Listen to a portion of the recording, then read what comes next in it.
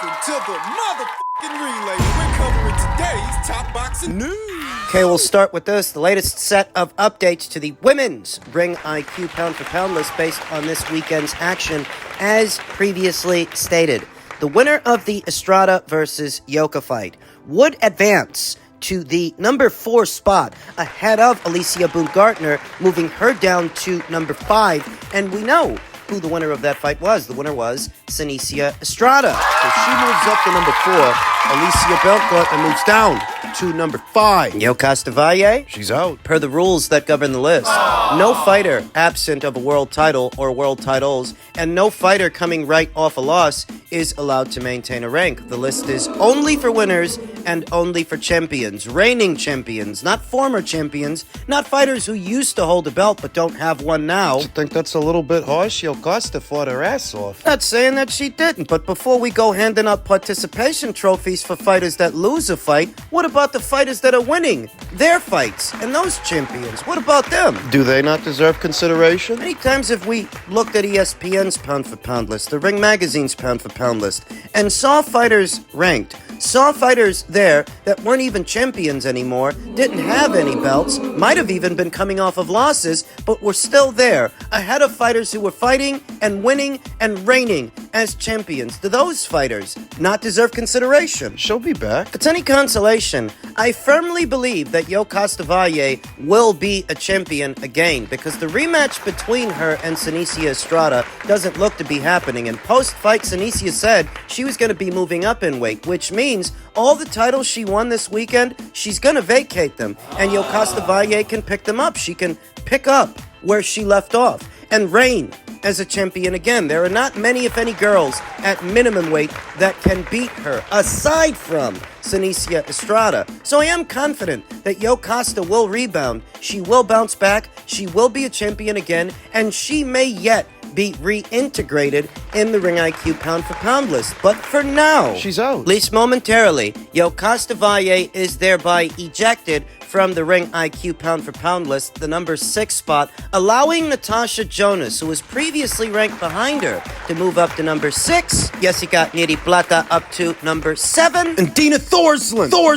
emerges in the number 8 spot on the Ring IQ pound-for-pound list. 2-division champion Dina Thorslund, who currently reigns as not just a bantamweight champion, but the Ring Magazine, WBC, and WBO champion at 118 pounds. She was previously WBO champion at 122, moved down, became a champion at 118, and subsequently a unified champion when she beat Mexico's own Yuli Hang Luna for what was Yuli Hang's WBC title. Dina's the best in show at bantamweight. Fucking best. And I expect her to put that on display in a matter of weeks when she takes on her mandatory challenger, Serene Satine of Turkey. She's gonna beat her. Back to Senicia Estrada, who advances from number 5 up to number 4, ahead of Alicia Boone-Gartner. The hierarchy of thought there, it's simple. It's very simple. Both Senicia and Alicia have been undisputed champions, but Senicia, unlike Alicia, has been a champion at 2 weights. Alicia's only been a champion in 1. What about the close and contentious nature of Senicia's victory over Yo Costa? Well, what about the close and contentious nature of Alicia's victory over Michaela Mayer? The nature of Natasha Jonas's victory over Michaela. And the nature of Michaela's close and contentious victory over Maiva Hamadouche. I haven't forgotten. What do all those fights have in common? That after the fight, there was some people that thought the other fighter should have got the nod, that the other fighter should have won. The same things you can say about Senicia, you could say about Alicia, you could say about Natasha, you could say about Michaela. So let's not play this fucking game, alright? Senicia got the decision the same way Alicia got the decision, the same way Natasha got the decision. Right? Senicia stated that she is all but done in the minimum weight division. There's no unfinished business to finish, as she is finished there, and she will be moving up. If she goes back to light flyweight, there are only 2 champions at light flyweight, and they're both unified. In her next 2 fights, she could see herself becoming a 2-time undisputed champion. She's already tied Clarissa Shields, who's ranked 1 spot ahead of her, in the number of champions she's taken belts from. They're 4 for 4. So if Senicia, hypothetically, moves up to light flyweight, takes on Evelyn Bermudez, takes on Jessica Niri Plata, who's ranked on this list, and she beats them, she will have collected more championship scalps from more reigning champions than Clarissa, which would give her a precedence to surpass her. Well, Sinisia's fights are sometimes closer than Clarissa's. How many times do I gotta tell you this? Clarissa Shields is campaigning in what are mostly barren divisions where the talent pool is very shallow. It's not the same thing unifying at 168 or 160 or 154 as unifying at minimum weight or light flyweight. The talent pool is a lot deeper, a lot richer, thus more difficult. It's more difficult to unify a title with those weights than it is all the way up there. Most of the titles that Clarissa picked up were vacant titles anyway. For now, these are the updates to the current Ring IQ pound-for-pound list. The WBO orders you to fight Crawford next, or you'll be stripped. Under any circumstances, will you vacate the WBO belt to fight Errol Spence? Whatever they give me, Errol Spence is a great opportunity. I think it's a match made in heaven. But Terence Crawford is the best fighter in the world. I would like to fight him. Perhaps Sebastian Fundora has a deep veneration and respect for the fighter, the champion that is Terence Crawford. And some heard those sound bites and actually believed that it's up to Sebastian Fundora who he's going to fight. It's up to him what he wants to do. To that, former champion E. Shea Smith stated, Samson and the PBC will make sure Errol gets this fight next. Of course. Fundora doesn't have a say and will be stripped of his WBO title, but will fight for the vacant belt against the next top-rated fighter. This is the PBC way. Keep everything in-house. Love Fundora's enthusiasm. He's here to be great, but, make no mistake. Oh, you don't want to believe Ishe. You don't want to take it from him. Well, what about Sebastian Fundora's longtime promoter? Do you believe him? Values better on Spence? In the end of the day, is maximize the profit for the fighter. And it'd be stupidity for me not to do that for him. So safer for Spence. And besides that, boxing is business. For the millionth fucking time. Yeah, I haven't heard that one before. As Mayweather, as everyone. So would you say, not saying Spence is easy, but maybe more money, maybe get some ready for the Crawford fight, maybe in preparation? I believe that this is one of the point that, Spence is a really good fighter anyway, especially in 54. Especially at 54? Why? What has he done at 154? Run from Terence Crawford. So I believe that he will have a shot, but now you need to wait like it make to weigh others. That is the boxing world. It's not only one way, it's two way.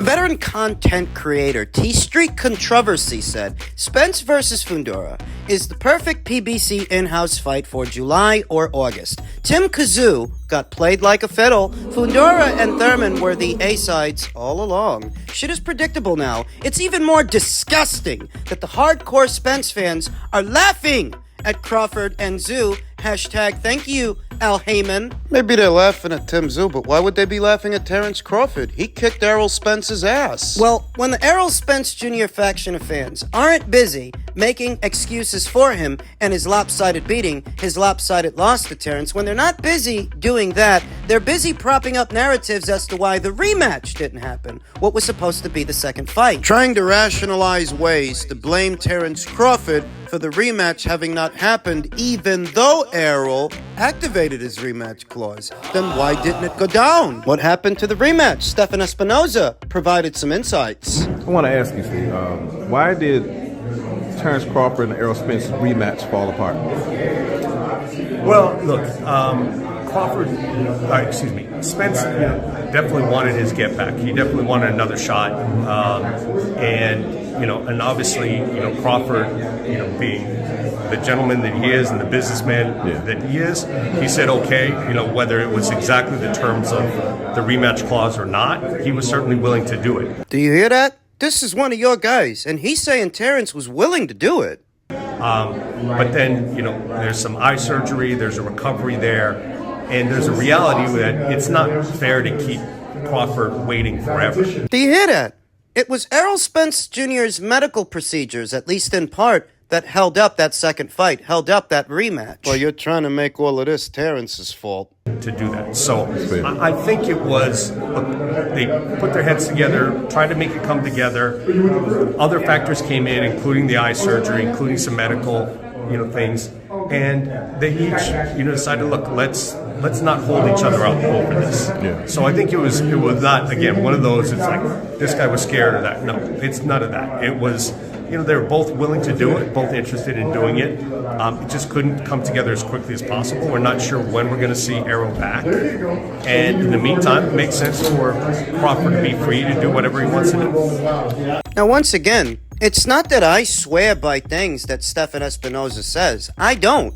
But you do. This is one of your guys. This is one of Al Heyman's acolytes. What, this isn't one of the people that you listen to? According to Stefan Espinoza, at least in part, Errol Spence Jr.'s medical procedures are a part of what held up that second fight, that rematch, even though it's obvious why Errol wouldn't want to run it back with Terrence. It is obvious why that rematch didn't happen, and it's not just what happened inside of the ring, it's outside of it. What are you talking about? The commercial value of a rematch, the commercial viability of a second fight, and whether or not it can provide the fighters with the kind of money they want, given that the first fight was so one-sided. Would you do more buys with a second? Was it gonna do more pay-per-view buys? Likely not, because all the intrigue and the mystery of it, it was gone. The moment that opening bell sounded, and Terrence started laying into Errol Spence Jr., dropping him 2 and 3, 4 times? All the mystery was gone. They weren't gonna do more buys with a second fight. People tend to forget what the original agreement was. The original agreement was that not only does the winner of the fight choose the weight, but it had to happen before the end of the year. Errol Spence Jr. elected to have his medical procedure done before the end of the year, voiding the clause and effectively avoiding the fight. Living to fight another day. Living to fight another day against Sebastian Fundora instead of Terrence Crawford, who his people never wanted him to fight to begin with. That's why they were already charting a course to 154 to face Keith Thurman before he fought Terrence. Oh, did you forget about that? They were gonna leave the division, leave Undisputed and Terrence Crawford behind, having never settled that. That's what they wanted him to do. That's not what he did. So let's lay this to rest and let's get it straight. Terrence Crawford didn't sabotage the Spence rematch. Underneath it all, either Spence or his team didn't really want one. Oh yeah, he had a rematch clause, and he activated it. But then they decided they should go their separate ways. And why wouldn't they make that decision? You saw the first fight. So did I. Stop lying to yourselves. Do you think his people, his team, wanted to put him in there with that fucking monster? You think that's what they wanted? No. Might end up fighting Sebastian Fundora instead.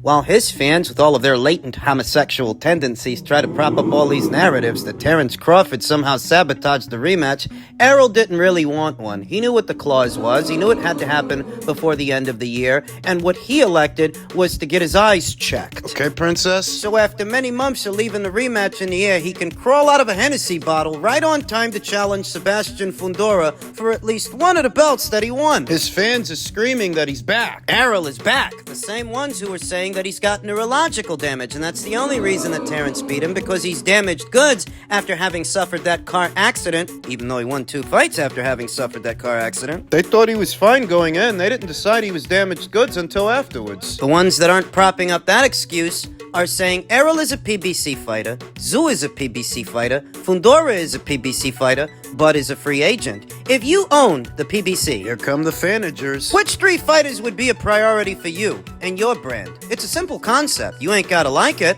but it's reality. No, here's reality. You guys act like you work for the PBC or you have minority shares in the PBC. You're so fucking concerned with their brand when what you should be focused on is what benefits the fan. They're not giving you a piece of the pie for running free interference for them online. Errol Spence Jr. himself seems quite confident that the fight with Sebastian Fundora will happen and that it will happen in Dallas. You saw what Simpson said. He wants to put Sebastian in there with Spence Jr. and he wants to make Terrence Crawford wait, even though Terrence Crawford won the Spence fight. Terrence Crawford is Sebastian's mandatory. The WBO themselves made it clear they're on the verge of ordering that fight, and what Simpson would have Sebastian do is drop one of the belts so that he can face the loser of Crawford versus Spence, not the winner. Well, this is not sport. Skip out on Crawford to fight Spence. Because in Simpson's man's mind, he thinks it'll make more money. But need I remind you that before Errol Spence Jr. fought Terence Crawford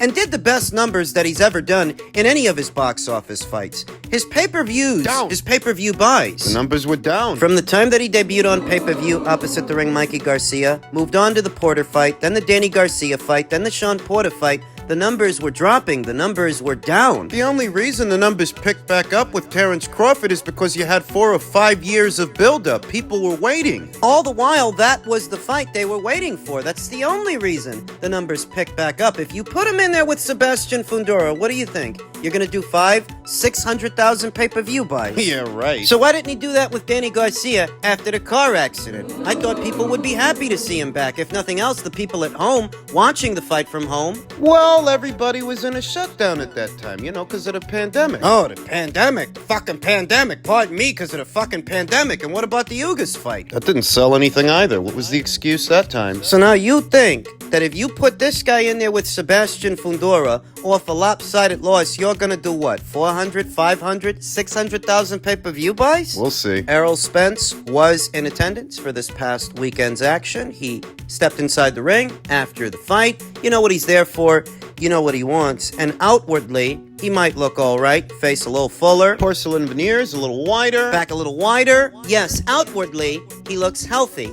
Outwardly. What happened to his neurological damage? Because that's what people were saying after the fight. His supporters, his fans, blaming the loss on neurological damage from the car accident. You know that neurological damage, it's not really something that you can reverse. And it's not going to all of a sudden disappear because you'll be fighting at 154 instead of 147. Is it really a foregone conclusion that Errol Spence Jr.